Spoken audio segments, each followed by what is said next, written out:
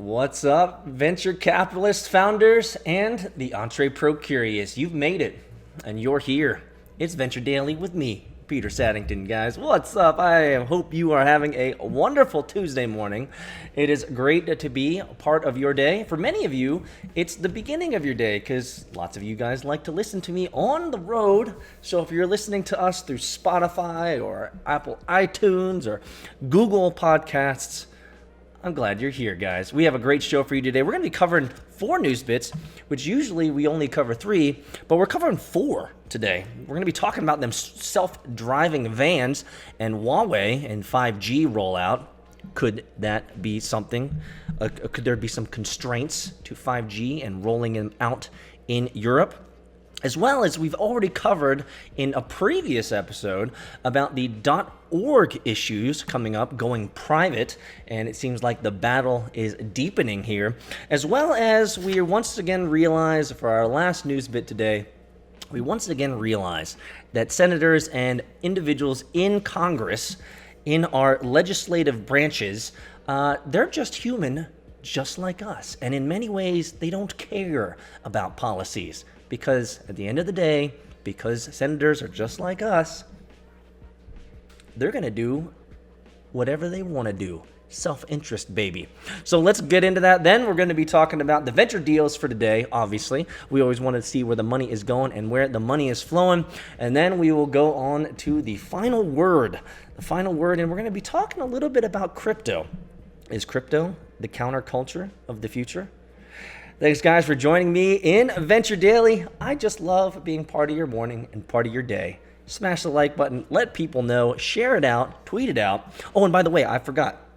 Big shout out to Big Jimmy. Big Jimmy hit me up, and so hit me up on the Twitters. And so I just want to say, hey, Jimmy, thanks for saying what's up. I think I want to do more shout outs. So feel free to tweet at me at AgilePeter. Or you can always reply in our daily newsletter. Or if you just want to comment below, give us a shout out. And you know what? I'll give you a shout out as well on our daily show. Here we go. Let's get into it, guys. First news article. Well, Europe feels the squeeze over Huawei. Are they letting China in? Are they letting China in, guys? That could be it. 5G rollout in Europe. Are they inviting China in? Well, European countries are caught in, let's let this thing catch up here.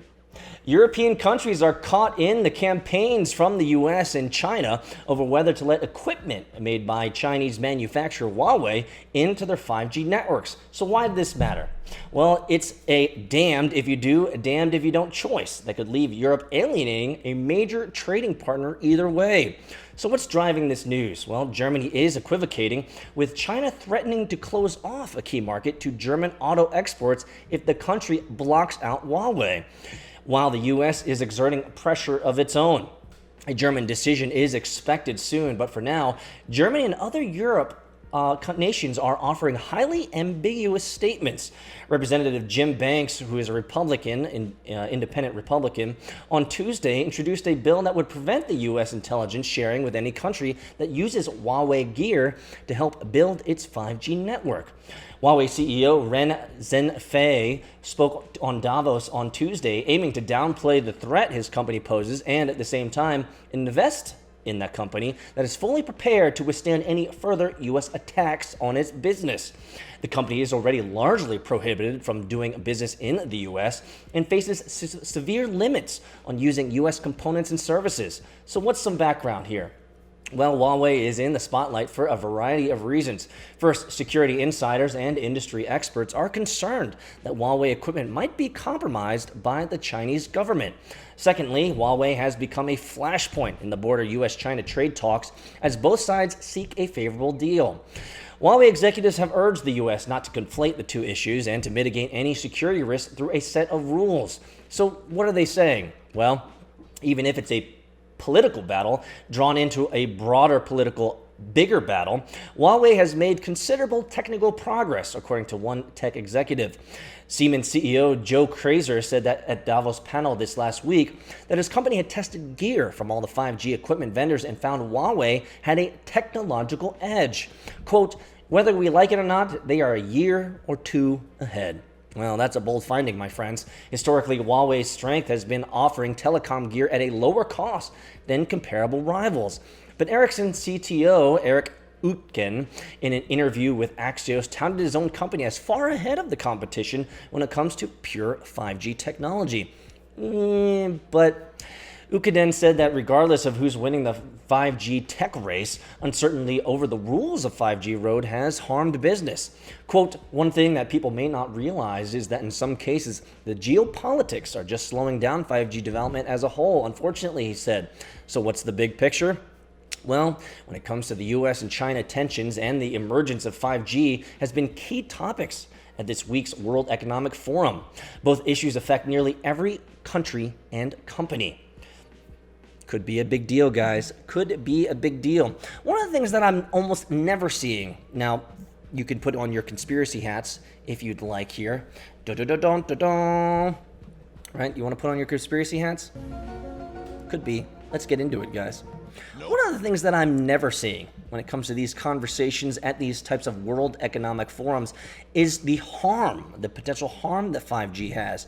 Okay. You might well say, Peter, you've been going down the rabbit hole too far. But you know what? As an informed consumer, because I read a shit ton of news, as an informed consumer, I think when it comes to the judgment of 5G and its health effects, we don't know yet. We don't truly know yet. And so I've seen things on both sides of the table. 5G is perfect, no problem, as well as 5G causes cancer and we're all going to die. Let me know your thoughts on 5G and whether Europe should be rolling it out just like America is, because you know what? America is on the path to 5G. We're definitely going to get there. Leave your comments below if you have an opinion. Well, next news article, Cruise touts savings from self-driving van. I will be honest with you guys, I never thought I'd ever see a self-driving van. I never thought it. Cruise unveiled a 6-passenger electric driverless vehicle in San Francisco Tuesday night. Obviously, it's always going to be San Francisco that gets the cool tech first. The question is whether it's actually going to last. As Joan Muller reports, the GM-controlled company heralded it as a new start of a new era of low-cost shared transportation that will save the average household $5,000 per year. I guess that's the average household that actually uses public transportation. Shouldn't be asking any of us out here in Atlanta because we have the MARTA. The MARTA is actually a great example of how not to do public transportation. So don't ask any of us down here in the South. We don't know what the hell we're doing. So why does this matter? With no steering wheel, pedals, or gasoline engine, the boxy Cruise Origin, co-developed with Honda, represents the transportation system you'd build if you could start from scratch, according to Cruise CEO Dan Ammann. Yeah, but it's not clear how Cruise, which scrubbed plans to launch a robo-taxi service in San Francisco in 2019, would turn that vision into reality, much less a viable business. Pressed for details later, Ammann said Cruise would scale up to a ride-sharing business by offering a better experience at a lower price than what you pay to get around today. A typical Uber or Lyft ride costs about $2 per mile, he said, while a personally owned vehicle costs about $1 per mile. Cruise's goal is to offer shared rides that are even cheaper, causing people to gravitate towards its service to save as much as $5,000 per year. So the question I have to ask you guys out there in the San Francisco Bay Area that always gets the cool tech first, are you going to be leveraging this Cruise bus, this Cruise van? If there's anyone out there and you're going to use it, snap a photo. Hit me up on the tweeters. Let me see what you're doing. And if you're riding this Cruise van, and maybe I'll be sold. I don't know. There's a lot of things going on out there in San Francisco, like these rideshare ideas, the whole scooters getting around that aren't actually working out so much, and generally all the shit that you probably have, shit, needles, and piss that you have to drive around. Okay, I'm getting into it, guys. I'm not salty. I'm just, every time I go to San Francisco, I'm seriously. The streets smell like shit, piss, and needles, guys. Let's move on to our next one. When it comes to the .org, well, it looks like it's getting even deeper. The effort to block the sale of the entity that controls the .org internet top-level domain is intensifying as more political leaders and tech leaders are speaking out against the deal. So why does this matter? Well, the Internet Society, which gets much of its funding from .org, stands to earn more than $1 billion from handling control to a venture capital-backed private entity. Critics say that this will put cash-strapped nonprofits at risk of exploitation. Really? Really? Is it that expensive? Or am I missing? Is it that expensive to register a .org? Or is it just me? In the latest, a new open letter is being released in Davos with leaders from 700 nonprofits calling on the Internet Society and ICANN, the global domain name regulator, to block the deal. Protests are scheduled for an ICANN board meeting on Friday. Presidential candidate Elizabeth Warren and a number of other Democratic senators who generally don't know what they're talking about have spoken out against the deal, and have two key UN officials. Speaking to a group of reporters in Davos, nonprofit leaders, including Human Rights Watch Executive Director Kenneth Roth, pointed out that long-term problems that could arise from putting .org in private hands. Ethos Capital could later decide to sell control of the .org again, and there are plenty of ways of private ownership could compromise the groups that use .org. Quote, a private equity firm inevitably is going to have substantial economic interests in countries like China or Russia that will hold no qualms about threatening those interests of censorship, if not imposed on .org groups, Roth said. That is the beginning of the end of the civic space that the .org domain has made possible. Yeah, but Internet pioneer Vint Cerf and others have come out in favor of the deal, as noted on websites put up by the deal's backers. I don't have a great opinion on this, mostly because I'm ill-informed, but I will tell you this, as I said in my previous news bit on a previous Venture Daily show. I've bought .orgs before. They've been relatively cheap, and if I remember correctly, they were, I think all of the .orgs that I've purchased are all $29 or less per year. And I've actually never seen, or let's put it this way, I've never actually used a .org as a nonprofit. I've bought .orgs to substantiate the context of that I want this individual to go to an organizational website. So are there really opportunities for exploitation? Are they going to bump it up from $29 per year to own a .org or to $50 a year? Is that really a problem? Or is it more around the censorship, which is what they're bringing up now, is that if it's in private hands, they might say, well, chickadee China, you're not allowed to buy .orgs anymore. Is that really a problem? Is .org really that important? I wonder here. It seems like it's more like a philosophical fight than anything else. Let me know your thoughts in the comments below. Last but not least, we once again realized that senators, well, they're just like you and I. They don't follow the law. They certainly don't follow policies that they write, mostly because they just don't read them. And so in today's in this last news bit, guys, senators sport Apple Watches, seemingly flouting the device ban. Well, apparently you're not allowed to have mobile phones when you're doing the Lord's work in the Senate. Well, senators from both sides have been seen wearing Apple Watches during a Senate impeachment trial on Tuesday, seemingly a violation of the chamber's ban on electronic devices, as Ursula Perano reports. So why does this really matter? Well, the no phones rule in the decorum guidelines is meant to cut off access to the outside world. The latest versions of Apple Watches have cellular capabilities, meaning lawmakers and their staffers could text, call, and surf the web even if they leave their other devices outside the room. So what do we know? Per roll call, which was reported on the issue, lawmakers seen in the Senate chamber with watches on their wrists are Senator Mike Lee, John Thune, Jerry Moran, John Barrasso, John Cornyn, Tim Scott, and Patty Murray. Well, looks like you guys are in the doghouse for wearing those Apple Watches. Does it really matter at the end of the day? I guess. But how much work can you truly get done on an Apple Watch? You see how many Apple Watches I have? The answer is 0. And I tried one. You want to know the story real quick? I borrowed my friend's Apple Watch. I borrowed it for exactly 7 days. You know what? I gave it back. Well, I gave it back after 7 days, but I took it off after 2. You want to know why? Because that shit is annoying. Okay? Apple Watches are annoying. And you say, okay, well, Peter, you can turn off the vibrate. You can turn off all the notifications. Well, that's what I did. I turned off all the notifications, and it was just a useless watch. I mean, isn't kind of the point to be able to be connected to things that matter to you? The thing is I'm not the type of person that wants to be all that connected, because I already am. So I don't need my wrist vibrating at me all the time. Maybe I'm just not the right person for Apple Watches. Maybe I'm just a hater. You let me know in the comments below.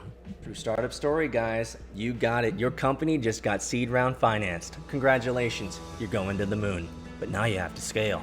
You found great talent out in California, New York, Georgia, and even Eastern Europe. So what communications platform will you be using to ensure your international team is always aligned? Well, the answer is easy. Slack.com for Teams. We've used Slack for all of our previous startups, and they've supported us in tremendous ways. And we want to give them a thanks today for supporting vchunting.com. Did you also know that Slack is a great tool for personal use? Yeah, I use my own personal Slack channel to drop in documents, notes, to-dos, and follow-ups to ensure that my workflow throughout the day is right on course. I promise you, if you try out slack.com for personal use, you'll end up using it for your team as well. Go to slack.com to check it out. Welcome back to Venture Daily, one of the world's fastest growing daily shows in all of venture media. If you want to follow what's going on in this world over here, guys, make sure to follow me on the tweeters at AgilePeter. As you can clearly see, I have up here this last weekend where I always go to the track with my son, who is crushing it. He's crushing it, guys. I'm a proud appa. I'm a proud daddy. I love watching my son drive around the track and kill it. And so that's what you're seeing right here. If you want to see updates on what's going on in my life, there are 3 ways to check it out. You can follow me on Twitter at AgilePeter, and you can follow me on TikTok and Instagram at VC Hunting. You'll also make sure that you check out our daily newsletter called The Daily Hunt. It's always news that you can use. It's news that I'm reading every day. Every night, I'm dropping it to you guys. Let's get into the venture deals for January 28th, 2020. I got a comment the other day that said, you know what? I actually skip the first news bits. Cool. But he said, I actually skip the news bits, and I just want to see where the money is going and where the money's flowing. You know what I really liked about that? That he used my tagline. This is it, guys. This is the venture deals for January 28th, 2020. This is where the money is going. And this is where the money is flowing, guys. Memphis Meats, a San Francisco-based company that grows meat from animal cells, raised $161 million in Series B funding. SoftBank Group, Norwest, and Temasek co-led the round. Personio, a German-based provider of HR software for small and medium-sized businesses, raised $75 million in a Series C funding. Accel led the round. Cha-ching.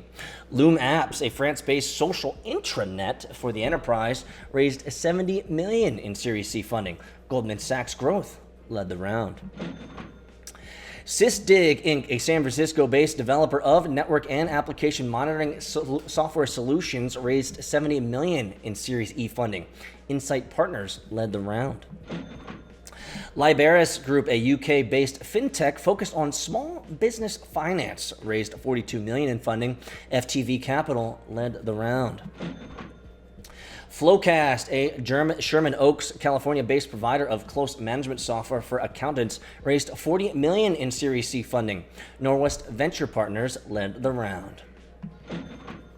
Outlier in Oakland. Oh, this is my man, guys. This is my man. I'm going to give a shout out, big shout out, guys, to my main man, Sean Burns. Sean Burns, if you didn't see it this weekend, this is a big deal, guys. If you didn't see it this weekend, I dropped the Sean Burns interview on Sunday. And this is him. Congratulations, Sean Burns. Outlier, an Oakland, California-based provider of analytic solutions for businesses, raised $22.1 million in a Series B funding. Emergence led the round. Congratulations, Sean. Congratulations. We had a great interview. I enjoyed it so much. Blessings on you, my friend. Blessings on you. Intezer, a New York-based cybersecurity company, raised $15 million in Series B funding. OpenView led the round. Not bad. I've talked with some guys from OpenView. OpenView Venture Partners. Who did I talk to from OpenView Venture Partners? Do you guys remember? Her name's Caitlin. That's right. Bow, bow, bow, bow. It's great to see my fellow venture capitalist friends succeeding in their mandate of deploying capital into, hopefully, some great startups. That's cool, man. Placer.ai, a Los Altos, California-based company providing location analytics and foot traffic data, raised $12 million in Series A funding. JBV Capital led the round. Sayara Labs, a Washington, D.C.-based data intelligence company, raised $9 million in Series B funding. Arsenal Growth led the round. Connect Der, a Philadelphia-based maker of a solution that enables the connection of grid-ready distributed energy resources, raised $7.25 million in Series B funding. Not bad. Circonis, a Fulton MD. Is that Massachusetts? No, Maryland. Based developer of data analytics and monitoring platform for businesses, raised $6.8 million in Series A1 funding. Osage Venture Partners led the round. Tealbook, a Canada-based online supplier of knowledge management platform, raised $5 million in seed plus funding. Refinery Ventures led the round. Ooh, we know guys from Refinery Ventures. Vicarious, an Israel-based predictive cyber threat provider. You know, when it comes to like cyber terrorism, cyber threat, anti-cyber threat stuff, there's a lot of, I've seen patterns, a lot of them coming out of Israel. What is it with those guys? Are they trying to protect the world, Israel? Is that how it works? Jerusalem Venture Partners led the round. Punchlist, a San Francisco-based mobile app that helps independent contractors and homeowners complete home remodels, raised $4 million in funding. Investors include Bling Capital. And last but not least, guys, Fresh Bowl, a New York-based tech-enabled food brand, raised $2.1 million in seed funding. BetaWorks Ventures and Newground Ventures co-led the round. Well, that's it, guys, for today. These are your venture deals for January 28th, 2020. This is where the money is going, and this is where the money is flowing. Did you know that there's even more value than just audio or video?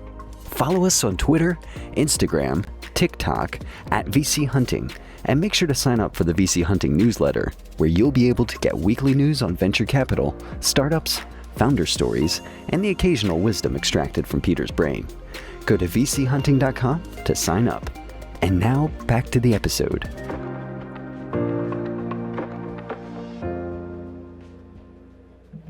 Welcome back to Venture Daily. This is the final word, and today's final word comes from the Shrug calendar, which I'm really actually appreciating because it's really cool.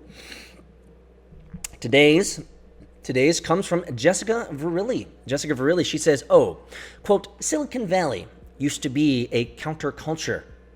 It's not anymore. It is the establishment. Ooh, so San Francisco is now, Silicon Valley is now the establishment. The crypto community is the new counterculture. The crypto community is the new counterculture. If you are a venture capitalist, if you are a founder or the entrepreneur curious, I know you have heard of cryptocurrency and that Bizity Bitcoin. It is a market that I spent 3.5 years in, building 6 applications, one of them being venture funded. So I know a pretty significant amount about the crypto world. Actually, to be frank, if you go to the bitcoin.pub, you can find an article that I wrote that over the period of a year and a half, yes, that's right, just over a year and a half, I averaged 6.2 videos per day. No. It's hallelujah, guys. It's hallelujah. Absolutely. I did an average of 6.2 videos per day on the news of cryptocurrency. So I know just a little bit about what's going on in the crypto world. I will tell you this, Jessica Verrilli, is crypto the new counterculture? Abso-freaking-lutely.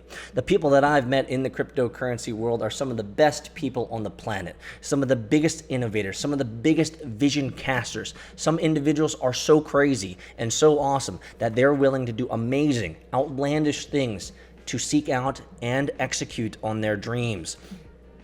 Is this a problem? No. Are there lots of problems and unknowns and complexities in cryptocurrency? 100%.